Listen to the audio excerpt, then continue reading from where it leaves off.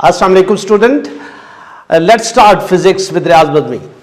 आज हम फिजिक्स का जो टॉपिक करने जा रहे हैं वो है सेंट्रीपिटल फोर्स। ये topic it's not too much difficult at all, बड़ा सिंपल सा है, लेकिन जो बुक्स में भी लिखा है यहां भी मैंने मेंशन कर दिया है, लेकिन इसको अंडरस्टैंड करना बड़ा जरूरी है। उसके लिए हम क्या करेंगे, हमने देखना यह है कि चीजें दायरे में क्यों घूमती हैं। सोचने वाली बात है। अब ठीक है, मैं कोई भी चीज है, सपोज वो मूव कर रही है, हॉरिजॉन्टल करना चाहिए, ठीक है। अब मैं उसे फोर्स लगाऊंगा और वो मूव करना शुरू कर देगी, ठीक है। लेकिन वो सर्कुलर पाथ पे क्यों मूव करना शुरू कर देती, कोई तो रीजन होनी चाहिए, ठीक है। अब वो कह रहा है वो फोर्स है जो उसे सर्कुलर पाथ पे मूव कराती है, यानी स्ट्रेट पाथ उसका चेंज करके सर्कुलर में कन्वर्ट कर देती है। अब इसको चेक करते हैं। सपोज मेरे पास ये एक ऑब्जेक्ट है, ऑब्जेक्ट के साथ मैंने स्ट्रिंग अटैच किया हुआ है, ठीक हो गया। अब हमने देखना यह है कि मैं इसे सपोज थ्रो करता हूं लाइक दिस, गया, ठीक हो गया। अब मैं क्या करूंगा, अब ये करते हैं कि इसको कोई सर्कुलर पाथ पे मूव करा दें, ठीक हो गया। अब यहां पे मैंने इसको होल्ड किया, ठीक है। अब यहां पे ये ऑब्जेक्ट है, ये बीच में इसको स्ट्रिंग के साथ बांध लिया है, ठीक हो गया। अब यहां पे क्या करेंगे, इसको सर्कुलर पाथ पे मूव करा। अब सर्कुलर पाथ भी मेरे पास दो है, ठीक है। अभी देखिएगा, एक सर्कुलर पाथ ये है, लेट्स स्टार्ट। ये आपके पास ये जो सर्कुलर पाथ बन रहा है उस ऑब्जेक्ट ने जो बनाया हुआ, और ऑब्जेक्ट को मूव कर जाना चाहिए बाहर, क्यों नहीं कर रहा? Because I have to hold them, hold it at all. मैंने उसको होल्ड किया हुआ है, पकड़ा हुआ है, खींचा हुआ है अपनी तरफ, ठीक है। किसके जरिए? स्ट्रिंग के जरिए। ये तो समझ आ गई, ठीक। और ये जो मूवमेंट थी ये वर्टिकल सर्कल बन रहा था। अब इसका सर्कल बनाते हैं हॉरिजॉन्टल, ठीक है। Let's start. ये जो सर्कल है ये हॉरिजॉन्टल सर्कल है, ठीक हो गया। अब यहां पे इस सर्कल को भी हमने, अब यहां पे एक और बड़ी इंटरेस्टिंग बात करने जा रहे हैं, लेकिन वो थोड़ी देर बाद करेंगे। Let's start with the definition के साथ शुरू करते हैं। इसको स्टेटमेंट भी कह सकते हैं, डेफिनेशन भी कह सकते हैं। अब हमने करना है कि वो बिल्कुल यही वाली जो मैंने परफॉर्म किया है प्रैक्टिकल, यही वाला वो इन द वर्ड्स बयान करेगा, ठीक है। यहां पे लिखा हुआ है फोर्स नीडेड, यानी कोई फोर्स चाहिए। फोर्स बेसिकली, हम बहुत सारे बच्चों को फोर्स का भी कंसेप्ट नहीं है, ठीक है। आप लोग तो जानते हैं, लेकिन मैं कुछ और बच्चों की बात कर रहा हूं। कुछ होते हैं वो जो नहीं जानते होते। आप तो माशाल्लाह you are very much intelligent at all. अच्छा, उसमें हमने देखना यह है कि फोर्स वो एजेंसी है जो किसी ऑब्जेक्ट को चलाती है या चलाने की कोशिश करती है, रोकती है या रोकने की कोशिश करती है। तो हमने यहां पे जो करना है कि जो चलाने वाली फोर्स है, यानी हॉरिजॉन्टल चल रहा है कोई ऑब्जेक्ट, उसको उसने सर्कुलर पाथ पे मूव करा दिया, ठीक है। तो उसने कोई एक सेंटर पे, कोई एक फिक्स पॉइंट पे कोई फोर्स है जो उसे बार बार खींच रही है। अब हमने यहां पे वही बात कर, force needed to bend the normally straight path of a particle. ये पार्टिकल था, उसके स्ट्रेट पाथ को, ठीक है, ये स्ट्रेट पाथ को सर्कुलर में कन्वर्ट कर दिया, ठीक है। और वो सर्कुलर में इनटू ए सर्कुलर पाथ। बस डेफिनेशन खत्म। ये तो आपके लिए बहुत ही आसान हो गया। सीधे रास्ते को दायरे में कन्वर्ट करने वाली फोर्स, आसान हो गया। यहां तक हमें सबको समझ आ गया। अब उसके लिए एक दो तीन एग्जाम्पल हैं, उनको हम कोट कर, मैंने मेंशन कर रखी है ऑलरेडी, वो हमें पता है। अब यहां पे तो मैंने जो यहां पे इसको पकड़ा हुआ था, ये अलोंग विद स्ट्रिंग, इसका मेरे हाथ के साथ जो ताल्लुक था वो एक धागे के साथ था। अब क्वेश्चन ये आता है कि एक डेथ वेल में एक बाइक जो चला रहा है, ठीक है, वो सर्कुलर पाथ पे चला रहा है, वहां तो कोई सेंटर पे उसके साथ कोई अटैचमेंट नहीं है। दूसरी बात मैं करूं तो अर्थ सन के अराउंड मूव कर रही है, कोई बीच में रस्सा नहीं बंधा हुआ, तो वो कौन सी फोर्स हो सकती है? अब इलेक्ट्रॉन है, वो न्यूक्लियस के बाहर घूमे जा रहा है, क्या उसे मसला है बाहर निकल जाए? नहीं निकल रहा, ठीक है। तो इसका मतलब है कोई उनके दरमियान फोर्स एग्जिस्ट करती है। अब हम इन सब फोर्सेस का जिक्र कर रहे हैं, ठीक हो गया। अब आप वन बाय वन बात करते हैं। इसके और इस हाथ के बीच में फोर्स जो अप्लाई कर, वो स्ट्रिंग के जरिए मैं कर रहा था। अर्थ जो रिवॉल्व कर रही है या मूव कर रही है around the sun, gravitational force है, ठीक है। और आपके पास इलेक्ट्रॉन मूव कर रहा है अराउंड द न्यूक्लियस, वो आपके पास इलेक्ट्रोस्टैटिक फोर्स है जो उसको आपस में, यानी दो ऑपोजिट चार्जेस ने एक दूसरे को होल्ड किया। अब एक और बड़ी इंटरेस्टिंग बात, हम अगर आपको याद होगा खासतौर पे मेरे बचपन का जमाना, तो उसमें यह था कि हम वो एक दूसरे के हाथ में हाथ डाल के ना हम जो सर्कुलेट एक दूसरे को घुमाते थे, और वो जो लाइटर होता था ना वो बाहर घूमना शुरू कर देता था, जो भारी होता था वो उसको घुमा लेता था, ठीक है। लेकिन जो हम इस तरह भी कर लेते थे कि कोई स्मॉल सा ऑब्जेक्ट है तो उसको भी हम होल्ड करके हम घुमाते हैं, कभी ऐसा नहीं हो। अब ऐसा हो सकता है कि मैं इस ऑब्जेक्ट के बाहर घूमना शुरू कर दूं? नहीं, हमेशा लार्जर जो हैवियर ऑब्जेक्ट होता है उसके बाहर लाइटर मूव करता है। सेम इज द केस, जो भी हम तो सन और अर्थ की एग्जांपल ले लें, sun is larger as compare to the earth. अब हम न्यूक्लियस और इलेक्ट्रॉन की बात करें तो electron is larger as compare to the, या heavier as compare to the electron. तो यहां पे जो लाइटर है वो हैवियर के बाहर तवाफ कर रहा है, ठीक है। अब एक और बड़ी रूहानियत की बात भी इसमें आ जाती है कि हम सब का जो इस्लामिक पिवेट है, वो मरकज जहां पे पूरे इस्लामिक वर्ल्ड फोकस करती है, क्या है? खाना काबा जी तवाफ के लिए, ठीक है। तो इसका मतलब ये हुआ कि वो क्या है, वो वहां पे कोई फोर्स ऑफ अट्रैक्शन है जो हमें बाहर हर मुसलमान को खींचती है, हम हर मुसलमान की ख्वाहिश हो। तो वो क्या है? वो सेंट्रीपिटल फोर्स है, रूहानी सेंट्रीपिटल फोर्स। तो इसी तरह अर्थ, मून अर्थ के बाहर घूम रहा है, तो यहां पे क्या है? उनके दरमियान भी ग्रेविटेशनल फोर्स है। हमने इलेक्ट्रॉन और न्यूक्लियस की बात की तो वो भी वही था। अब यहां पे एग्जांपल भी मैंने वही कोट की हुई, a particle tied to a string and the whirled in a horizontal circle. Horizontal मैंने ये हॉरिजेंटल है, ठीक है, यानी अर्थ के जो ऑन द सरफेस यानी एक्स वाई प्लेन में।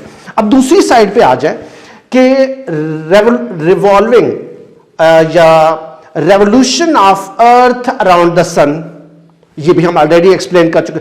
Electron revolving around nucleus in an atom, ये भी हम कर चुके। तो I think so you have to clear the concept of a centripetal force, यानी मरकज में खींच रही है, तो वो फोर्स को हम फाइंड आउट करेंगे।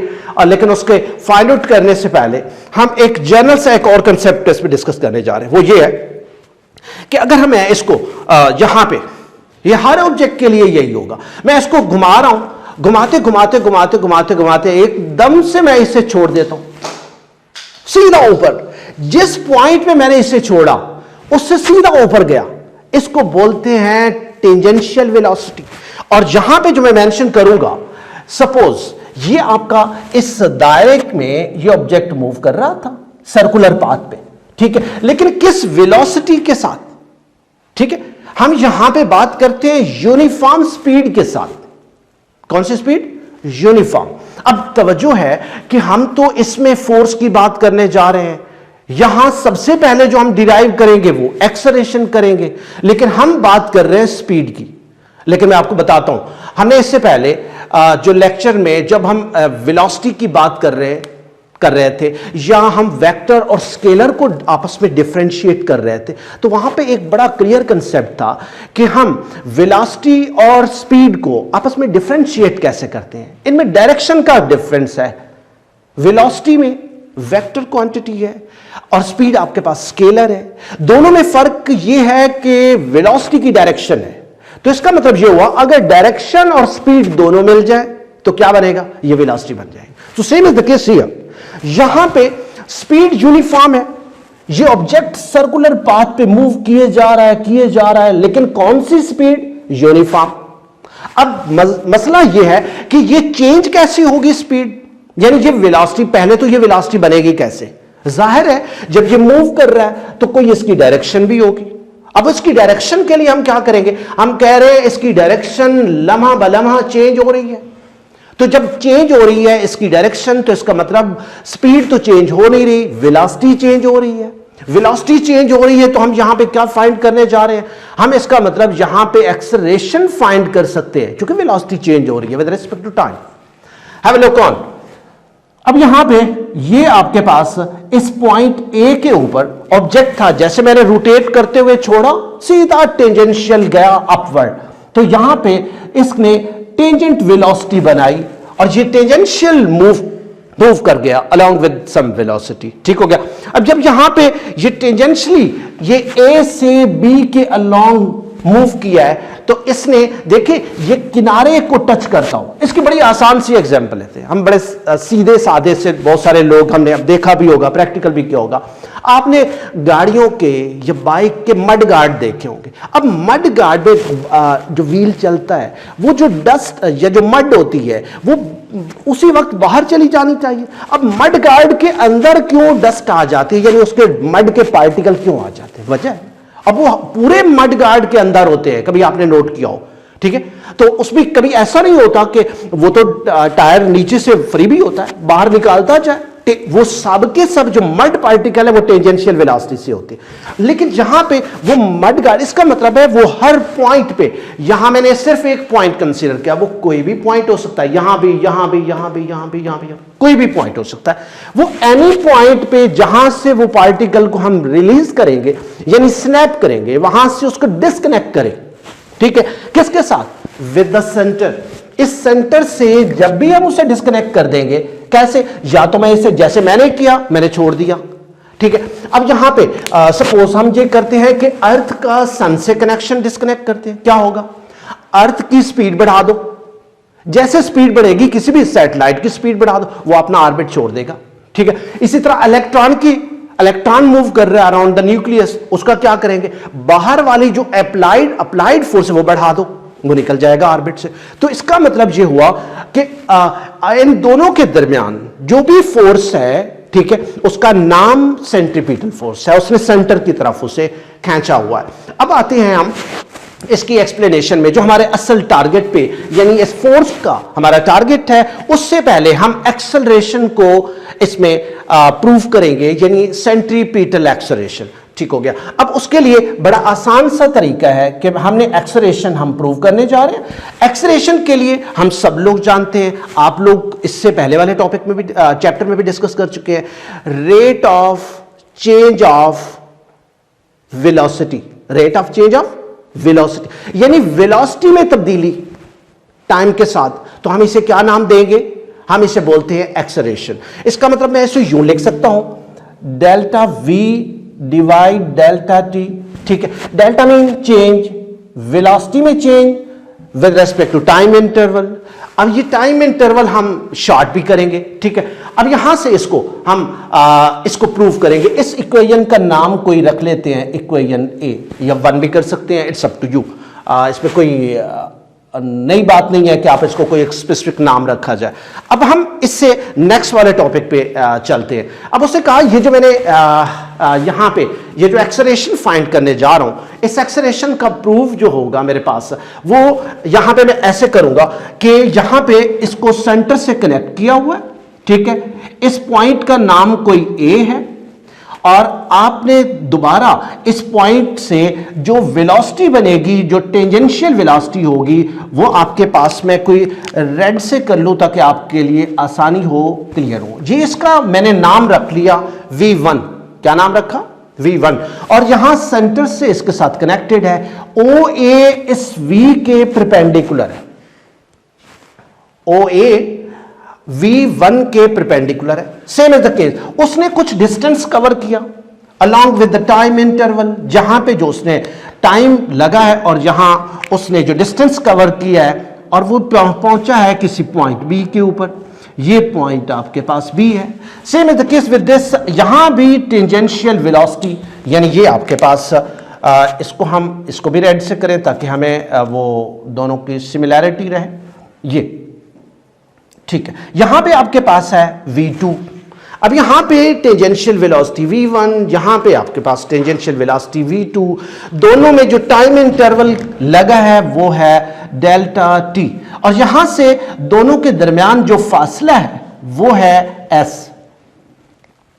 और इसको मैंने शॉर्टेस्ट डिस्टेंस भी कह दिया, चूंकि डिस्प्लेसमेंट की हम बात कर रहे हैं। और एक और बड़ी इंटरेस्टिंग बात कि हमने यहां पे जो एक्सेलरेशन फाइंड आउट करना है, which one is the instantaneous acceleration, यानी शॉर्ट इंटरवल ऑफ टाइम के लिए जो आपके पास एक्सेलरेशन होगा वो कैसे होगा। अब इसके साथ साथ हम इसको फर्दर ये डिस्कस करेंगे कि अब आपके पास दो टारगेट है, एक है डेल्टा टी फाइंड करना, दूसरा है डेल्टा वी फाइंड करना। अब हम वी नो जनरली तौर पे हम जानते हैं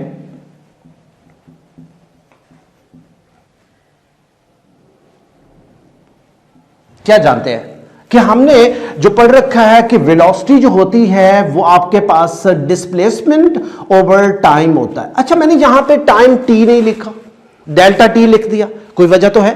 इसका मतलब है टाइम बड़ा शॉर्ट है, शॉर्ट इंटरवल ऑफ टाइम। तो इसका मतलब है मैं यहां पे इसको डेल्टा टी कर लूं और यहां पे एस ओवर वी कर लूं, जस्ट अरेंजमेंट चेंज की है। यानी आप यूं समझ लें इस डेल्टा टी को मैं इस साइड पे ले आया और वी को इस साइड पे लेके आ गया, एक्सचेंज कर ली उन्हीं दोनों की पोजीशन। तो अब यहां पे मेरे पास डेल्टा टी की वैल्यू आ गई। अब मैं ये यहां पे कहां पे पुट करूंगा? Put in equation number A. ठीक हो गया। अब मेरे पास जो ए इक्वेशन है वो मुझे क्या देगी? ठीक है, अब यहां पे इसमें acceleration will be equal to delta we divide आपके पास आ गया एस डिवाइड वी। अब ये वी जो है वो ऊपर जाएगा, आपके पास a will be equal to delta we divide s into v. ठीक हो गया। ये आपके पास है इक्वेशन नंबर सेकंड, या हम इसको इक्वेशन नंबर बी कर लें। Wherever you want to write it down, it's up to you, it's not difficult at all. ठीक हो गया।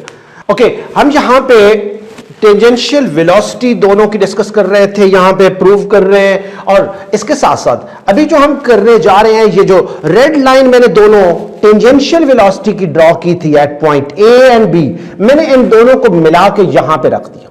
आपको दिखाई दे रहा होगा सेम डायरेक्शन और सेम अप्रॉक्सीमेट मैग्नीट्यूड।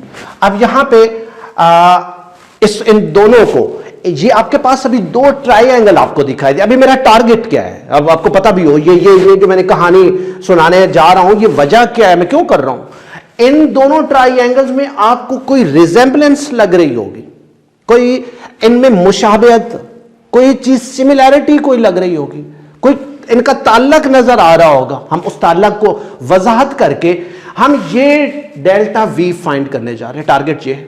ठीक हो गया।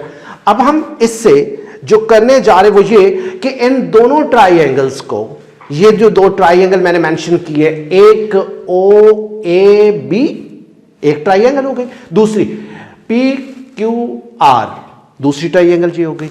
इन दोनों ट्राइएंगल्स का आपस में ये आपके पास एसोसिलिस ट्राइएंगल्स हैं। एसोसिलिस का मतलब यह है कि जिनकी कोई दो साइड्स बराबर हो। अब देखिएगा, ये दो साइड बराबर कैसे?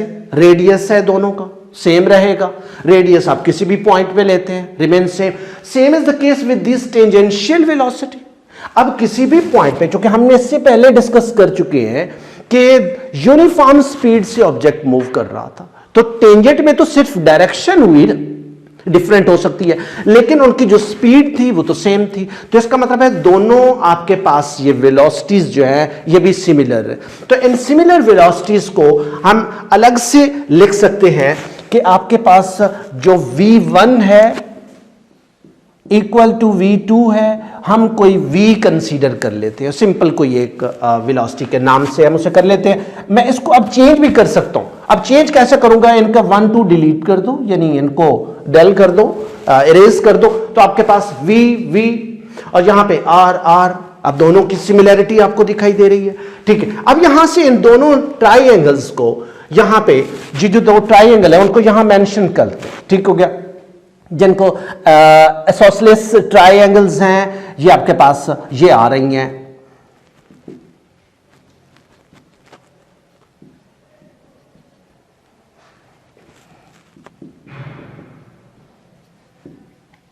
एसोसिलिस ट्राइएंगल्स में एक ट्राइएंगल मेरे पास है ओ ए बी और दूसरी आपके पास है ट्राइएंगल पी क्यू आर। ठीक हो गया। अब ये दोनों ट्राइएंगल मैं इनको दोबारा मेंशन कर दूं, एक ये और दूसरी ये ट्राइएंगल, दोनों एसोसिलिस है। ठीक हो गया। अब इन दोनों का कंपैरिजन बन रहा है, हम जो रिलेशन इस ट्राइंगल का बनाएंगे वही रिलेशन इस ट्राइंगल का बनाएंगे, ठीक हो गया। अब इन दोनों ट्राइंगल्स का आपस में रिलेशन इस तरह बना रहे हैं, पहले बनाते हैं PQR का, ठीक हो गया। आप इसका पहले OAB का भी बना सकते हैं, कोई इश्यू नहीं है। अब OAB का ऊपर है आर्क जिसको हमने कहा AB, ठीक हो गया, यानी A से लेकर B तक का जो डिस्टेंस है। अच्छा, इस डिस्टेंस को दो तरह के डिस्टेंस आपको दिखाई दे रहे हैं, मैं इसको वेरी क्लियर कर देता हूं। एक है मेरे पास ये वाला shortest distance between two points, दूसरा है ये कर्व शेप में। उसने कहा जब डेल्टा T लिया यानी very short interval of time, तो मतलब ये हुआ कि दोनों के बीच में गैप बहुत कम है। जब गैप बहुत कम होता है दोनों के बीच में, तो अप्रॉक्सीमेट जो कर्व है या स्ट्रेट पाथ है, बोथ बिकम सिमिलर। तो सिमिलर होते हैं, एक जैसे होते हैं, उसमें कोई it's not a big difference at all, ठीक है। अब यहां पे जो हम इसको फर्दर करेंगे, रिलेशन यानी कर्व यानी upper portion divided one of them, यानी डिवाइड क्या कर रहे हैं, रेडियस को कर रहे हैं, और रेडियस दो हैं, दोनों की जगह एक को हमने मेंशन कर दिया, यानी ऊपर वाला portion divide one of them, same is the case ऊपर वाला portion divide one of them, similarity आ गई। अब इन दोनों को, चूंकि दोनों ट्राइंगल आइसोसेलेस हैं, तो इन दोनों के हवाले से डेल्टा V डिवाइड V। अब यहां से हमारे पास V फाइंड करना बहुत आसान हो गया। अब एक इसमें चीज आपको मेंशन करना मैं बता दूं कि हम जो AB डिस्टेंस ले रहे हैं या डिस्प्लेसमेंट ले रहे हैं, उसको हम S से रिप्रेजेंट करेंगे। उसकी लॉजिक क्या है, चूंकि हम ऑलरेडी S से रिप्रेजेंट कर चुके हैं, तो इसको हमने भी S से ही रिप्रेजेंट करना है, यानी रिप्लेस करना है। आप यहां पे मेंशन कर देंगे कि आपके पास है कि AB जो है वो आपके पास S के इक्विवेलेंट है, तो जस्ट आपने इसकी जगह मेंशन कर देना है S divide R will be equal to delta V over V, ठीक हो गया। अब यहां पे डेल्टा V को मैं अलग कर लेता हूं, delta V will be equal to S over R into V, तो ये मेरे पास डेल्टा V की वैल्यू आ गई।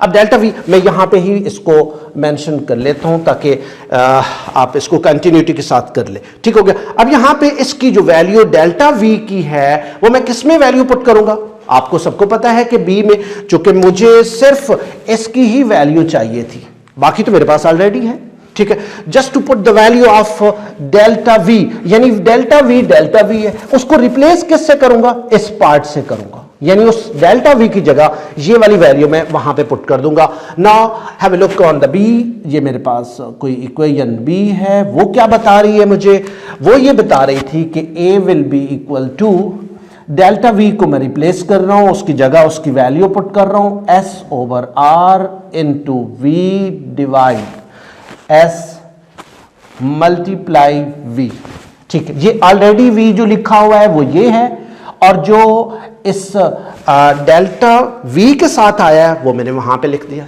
ठीक हो गया। अब यहां पे आपको बहुत आसानी से नजर आ रहा है कि इन दोनों को कैंसिल आउट किया जा सकता है। अब इसकी कैंसिलेशन के बाद मेरे पास ये जो R है ये डिवाइड हो रहा है, तो डिवाइड होने में और V से मल्टीपल हो रहा है, तो इसका मतलब है कि A will be equal to V square over R। यहां तक आपको क्या नजर आ रहा है कि आपने इंस्टेंटेनियस एक्सेलरेशन फाइंड आउट कर रहे हैं, किसी लम्हे पे जो एक्सेलरेशन है, और ये लीनियर एक्सेलरेशन है, ठीक हो गया। और हमने इसको जो फाइंड आउट किया है, अब यहां पे एक बड़ी टेक्निकल बात इसमें आ रही है कि ये एक्सेलरेशन है तो इसकी डायरेक्शन किधर होगी, वेक्टर क्वांटिटी है, ठीक है। बेशक इसको हम इंस्टेंटेनियस कह रहे हैं, लेकिन उसकी डायरेक्शन फाइंड आउट करना बड़ा जरूरी है। वो कैसे फाइंड आउट करते हैं, अब यहां पे ये एक्सेलरेशन के हवाले से मेरे पास आ गया। अब हम इसको पहले इसी एक्सेलरेशन को डिफाइन कर लेते हैं और फिर उसके साथ हम इसको नेक्स्ट इसकी डायरेक्शन के ऊपर जाएंगे। अब हम बात करते हैं डायरेक्शन ऑफ एक्सेलरेशन की, कोई सिमत है, किधर जा रहा है, क्या पता हमें, उसको फाइंड आउट करते हैं जी। अभी आपने जो हमने अभी ये चीजें यहां पे प्रूव किया है ना, इन दो आइसोसेलेस ट्रायंगल के अकॉर्डिंग इनको किया है, इनका देखते हैं निचोड़ जो है वो क्या आया है, तवज्जो रहे सबकी। अब यहां पे देखिएगा इसका डेल्टा V, ठीक है, यानी जिधर वेलोसिटी तब्दील हो रही है एक्सेलरेशन भी उधर ही होगा, इसकी डायरेक्शन आपको दिखाई दे रही है। तो अब दूसरा पॉइंट उसे कहा ये ए बी है, यानी ए से बी तक का डिस्टेंस कवर हुआ था। अब इस ए बी ये है और ये यहां पे ऐसे है, ये दोनों एक दूसरे के ऊपर परपेंडिकुलर नहीं नजर आ रहे, एम आई राइट? दोबारा देखिएगा, ये रेड लाइन, ये ब्लैक, ये दोनों एक दूसरे के ऊपर क्या है? परपेंडिकुलर है। तो मतलब ये हुआ कि जी आपके पास जो आर क्यू है, this one is perpendicular or bisector of A B के ऊपर बाइसेक्ट कर रहा है, यानी इसकी डायरेक्शन डेल्टा वी की किधर है? अंदर की तरफ। तो अंदर की तरफ है तो एक्सेलरेशन की किधर हुई? वो भी इनसाइड है। ठीक हो गया, इनसाइड है तो हम इसको लिख सकते हैं कि ये सेंट्रीपिटल एक्सेलरेशन है, यानी सेंटर की तरफ खींच रही है। तो डायरेक्शन का यहां पे मामला तय हो गया। हम इसको इस तरीके से भी कर सकते हैं कि ये आपके पास है ए बी और ये आपके पास हुई डेल्टा वी, और डेल्टा वी की डायरेक्शन में ही एक्सेलरेशन, और जिसका नाम हमने क्या रखा? Centripetal acceleration. अब इस सेंट्रीपिटल एक्सेलरेशन को हम डिफाइन करते हैं, और डिफाइन करने के बाद फिर इसका अभी थोड़ा सा प्रूफ बाकी है इसका यहां पे, क्योंकि हम अभी एक्सेलरेशन पे पहुंचे, सेंट्रीपिटल एक्सेलरेशन में कन्वर्ट करते हैं, फिर हम इसे सेंट्रीपिटल फोर्स की तरफ जाएंगे। फोर्स तो फाइंड करना आता है आपको, मुझे पता है। अच्छा okay, now have a look on the direction of a हो गई। अब ये डेफिनेशन है, the instantaneous acceleration of an object travelling with uniform speed.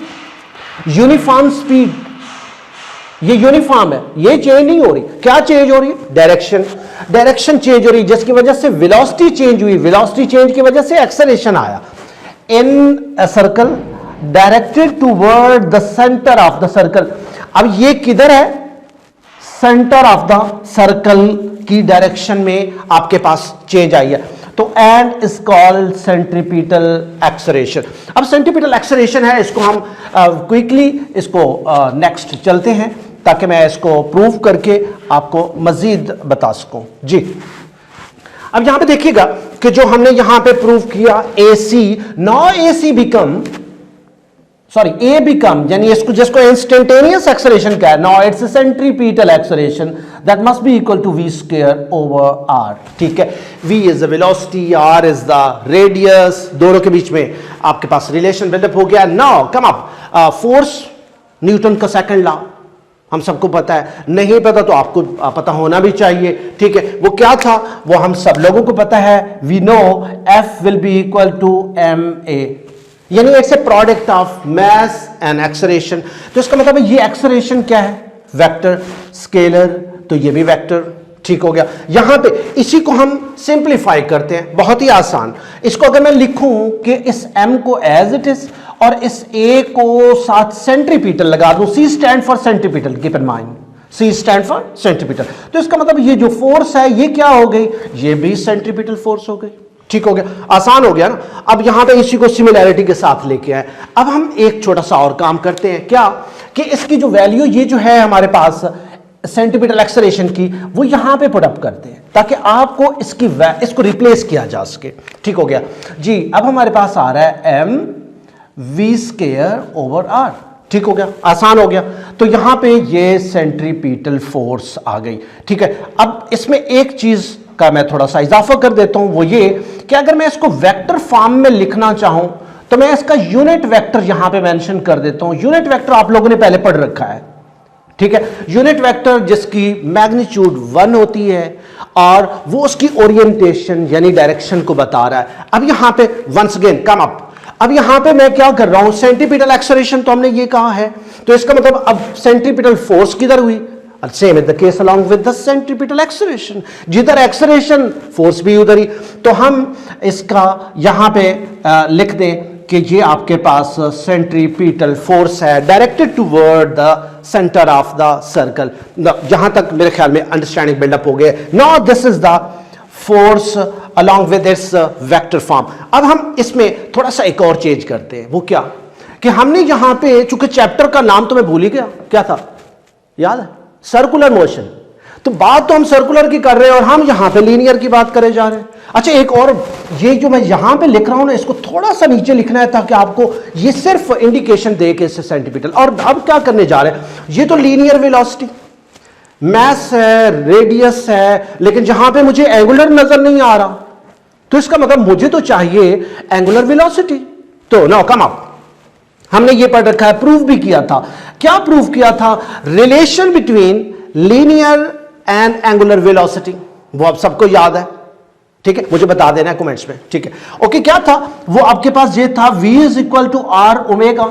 आसान हो गया ना, v is equal to R omega. Just to put the value in above equation, तो रिजल्ट क्या आ गया आपके पास? रिजल्ट कुछ इस शक्ल में आ गया, F C will be equal to M, उसको रिप्लेस किया, आर ओमेगा से स्क्वायर आ गया, और अब हमारे पास ओवर आर, जहां पे अब हम इसको थोड़ा सा सिंप्लीफाई करेंगे तो आपके पास रिजल्ट आ रहा है। उम्मीद है आपको यहां पे नजर आ रहा होगा। चले हम इसको दूसरी साइड पे कर लेते हैं ताकि आपके लिए थोड़ा सा और आसानी हो जाए जी। तो आपके पास F C will be equal to M R square omega square over R. अब यहां पे कुछ कैंसिलेशन भी हो रही है, रेडियस एक का एक से कट हो गया, एक काटना है यहां पे, ये नहीं कि दोनों की सफाई मार देनी है, please keep in mind. Okay, now this is the last one, M R omega square. अब यहां पे क्या हो गया? Now this one is the centripetal force in terms of angular acceleration, और एंगुलर वेलोसिटी की फॉर्म में आपके पास आ गया। तो अपना बहुत सारा ख्याल रखिएगा। Thank you very much.